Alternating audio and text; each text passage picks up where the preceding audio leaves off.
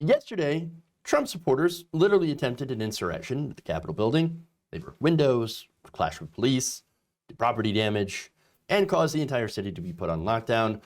Literally, they're on lockdown for the next week. So pretty dangerous stuff, right? Or did they? Was it really Trump supporters? Well, I mean, if you get your news from the right wing, well, for one, I'm sorry, but what are you doing? Why? Why would you get your sources from the conservatives? Makes no sense, right? Now, secondly, according to them, if you listen to them, it wasn't patriotic American freedom fighters, except when it totally was, but it was Antifa. Yes, those Antifa, dastardly. They're the ones that led those brave patriots into the Capitol building to fight for Donald Trump, but also were Antifa that meant to look Donald Trump look bad. This is what's going on here. All right. Wow. Okay, so immediately you probably notice that there's a strange little conundrum going on here. Because for one, again, the brave American patriots standing up for Trump, but also Antifa bad. Strange. Now, it is really this amazing ability for the right wing to simultaneously say invading the Capitol building and sitting in Nancy's office is totally based and awesome, while also saying, I can't believe Antifa would do something like this and break the rule of law. Weird. Now, the problem, of course, being Antifa had absolutely nothing to do with this. It was all the Trump flakes.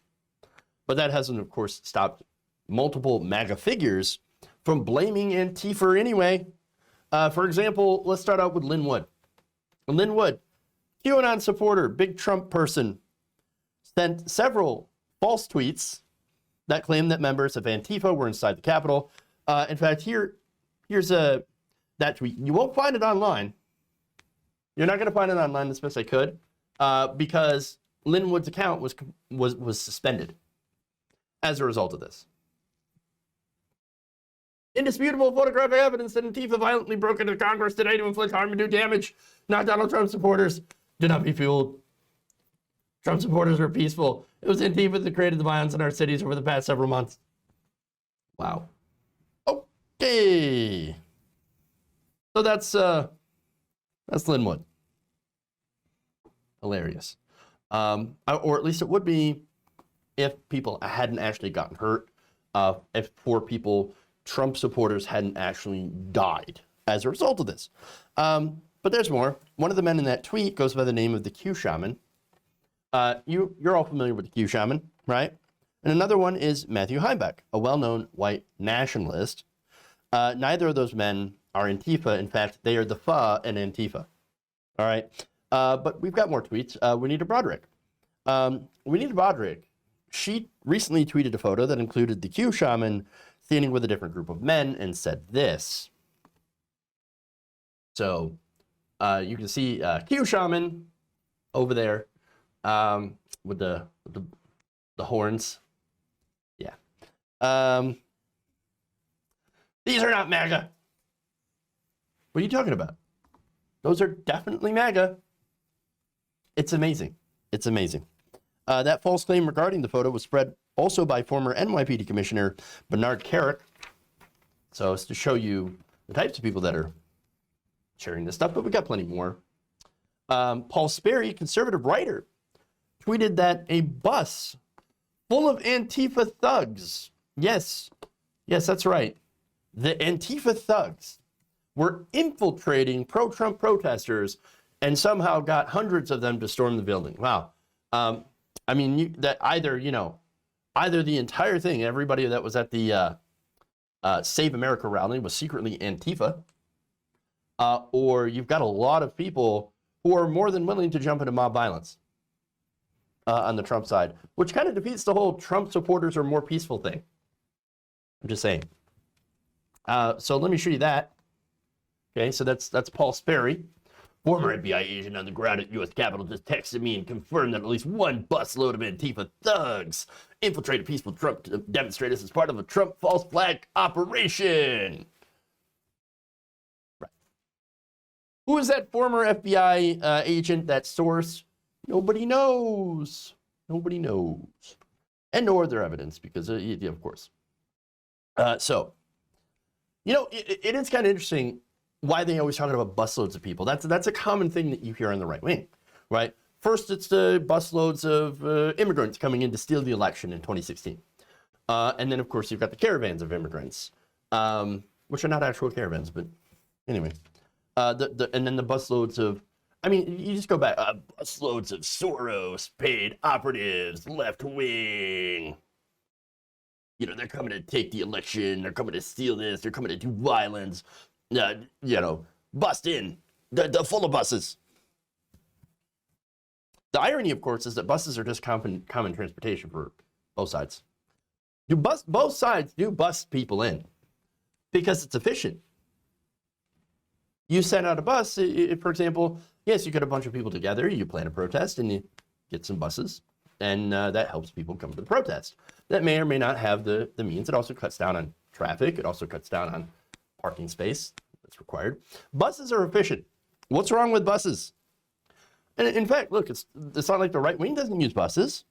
Yes, for example, you had the Koch brothers that would bus in people for the anti-bank bailout rallies. That's how those rallies went from being against giant bailouts to the biggest banks in the country to somehow being against Obamacare. They're just busting them in. If anything, that's quite the AstroTurf movement that I've seen, going back all the way to 2010, 2012. All right. So pretty hypocritical, as well as being super baseless. But that same accusation, by the way, was later amplified by our good friend from Texas, Attorney General Ken Paxton. Yes, Ken Paxton. Remember him from being the head of the lawsuit created to try to get Donald Trump installed for another 4 years by suing a bunch of states, even though Texas had zero standing.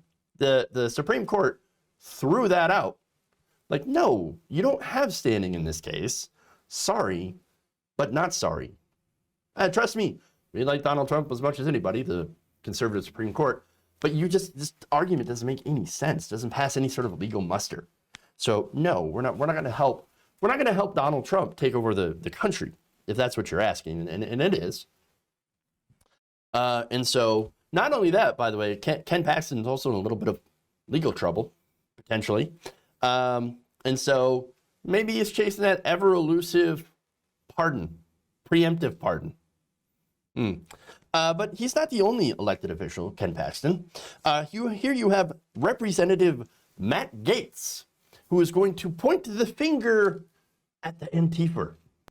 And I don't know if the reports are true, but the Washington Times has just reported some pretty compelling evidence from a facial recognition company showing that some of the people who breached the Capitol today were not Trump supporters.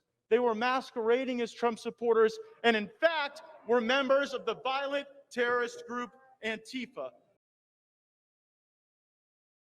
Because of course. Again, I love how it says, I don't know if the reports are true. They're not true. They're 100% not true. And by the way, that same company comes out, and this is XR Vision, by the way. They came out and said to BuzzFeed News, they said XR Vision software actually identified 2 members of the neo-Nazi organizations and a QAnon supporter among the pro-Trump mob, not Antifa. Because, of course, I'm so sick of people like Matt Gaetz. I am sick of Matt Gaetz. Matt Gaetz is a piece of shit. I'm also sick of Paul Gosar. Here's what Gosar said, quote, "This is all the hallmarks of Antifa provocation." Oh, God, the projection. It's just, it's more than you can really handle, okay? And then finally, not finally, because there's tons more examples, but of the examples that I have, we have former Alaska Governor Sarah Palin making her glorious comeback. Take a look. Yahoos are out there causing this mayhem, and we don't, and a lot of it is the media's fault. But Martha, keep in mind, we don't know who all were the instigators in this, of these horrible things that happened today. I think a lot of it is the Antifa folks. I've been sent pictures of the same characters whom were captured on images today storming the Capitol, as had been in protests on the other side of politics earlier in the summer. So I don't know, there's a lot of questions out there, and I wish we could trust the media. Oh, of course. Oh, I mean, yeah, sure, there's some yahoos, but I've also been hearing about, there's, don't you know, there's some Antifa out there, and I really just wish we could trust the mainstream media. Oh, of course. Taking shots at the media. Love it. Great. Great. Y'all can't, conservatives, right? Y'all can't, admit that you're the fascists. You're incapable of taking responsibility for your movement. Okay? You can't do it. Can't do it. Can't even admit that your side, if you're not a fascist, that your side is filled with treasonous assholes who live in a completely different reality. Which leads to, of course, having to address the claims about police, escorting Antifa members to the protests. Yes, this is another claim that they made. It's the police. They're on the side of Antifa, and they're escorting Antifa members in to infiltrate our peaceful movement. Oh my God, you've got to be kidding. That's not even, that's 100% no evidence of that. Not only is that blatantly false, but during the BLM protests, I don't know if y'all remember this, but BLM, Antifa did not get along with the police. And you could also see, by the way, police giving deferential treatment to groups like the Proud Boys. They're on the same side, folks. On the same side. But yet a spokesperson for the Metropolitan Police Department of Washington, D.C., told the news agency that it does not act in the capacity of private security for any group. In fact, according to the fact checkers at DC Police, DC Police did not escort Antifa into DC, and posts that allege that feature a mislabeled video that had been circulating since at least December 8th of 2020, allegedly recorded at a protest in St. Paul, Minnesota, where counter-protesters came via bus to protest against COVID lockdown measures. So, buses, police, complete and utter bullshit from so many members of the right wing. And again, they're not alone. You have Glenn Beck, of course, pro-Trump commentator David Harris Jr., actor Kevin Sorbo. Well, you know what I have to say about that? Disappointed. You all know that clip. All right. And then, of course, you have conspiracy theorist Jack Posobiec, as well as many more. So there's also actually members of the pro-Trump media, literally in the Capitol. Okay, and I'm like messing with my stuff here, but I want to show you this. This is that's the correct picture. In this picture is Tim Baked Alaska Giannette, who posted videos of himself and other Trump supporters in Make America Great Again and God Bless Trump hats, milling around and taking selfies with officers in the building. Apparently, Trump supporters talked amongst themselves, laughed, and told the officers and each other, this is only the beginning. The crowd also included podcaster Nick Fuentes and even a newly elected member of the West Virginia House of Delegates. There is an elected official who has been sworn in from West Virginia that was also actually there. That is Delegate Derek Evans, a Republican from Wayne County, West Virginia. And there was video of him there cheering this on, which has been subsequently deleted because, of course, he deleted it off his Facebook because, well, yeah, looks pretty bad to be in favor of a attempted clown coup, especially one that is such a failure. So, no, it was not Antifa, it was DIFA, which is what we are against. We are against DIFA. We are against the fascists. And they were fascists, they are fascists, and they tried to take over the Capitol on a suggestion from Donald Trump in order to try to keep him into office. That's all this was. Full stop. If you enjoyed this video, please give us a like and share with your friends. You can subscribe and help out the channel by becoming a patron. It's patreon.com/Jeff Waldorf, or you can become a channel member as well by hitting the join button below.